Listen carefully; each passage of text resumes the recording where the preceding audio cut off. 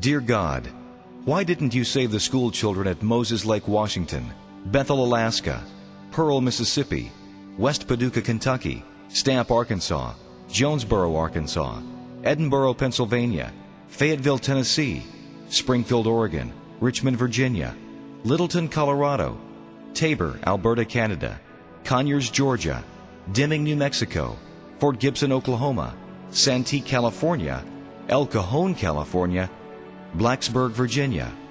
Sincerely, concerned student.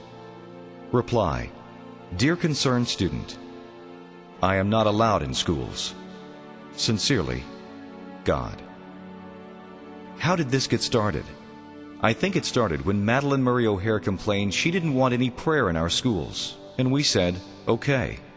Then someone said you better not read the Bible in school. The Bible says, thou shalt not kill, thou shalt not steal, and love your neighbors yourself. And we said, okay.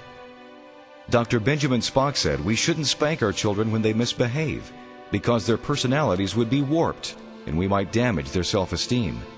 And we said, an expert should know what he's talking about, so we won't spank them anymore. Then someone said, teachers and principals better not discipline our children when they misbehave. And the school administrator said, no faculty member in this school better touch a student when they misbehave, because we don't want any bad publicity, and we surely don't want to be sued. And we accepted their reasoning.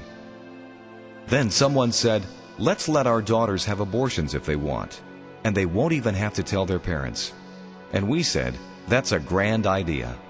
Then some wise school board members said, since boys will be boys and they're going to do it anyway, let's give our sons all the condoms they want so they can have all the fun they desire, and we won't have to tell their parents they got them at school.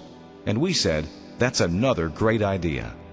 Then some of our top elected officials said, it doesn't matter what we do in private as long as we do our jobs. And we said, it doesn't matter what anybody, including the president, does in private, as long as we have jobs and the economy is good. And someone else took that appreciation a step further and published pictures of nude children, and then steps further by making them available on the internet.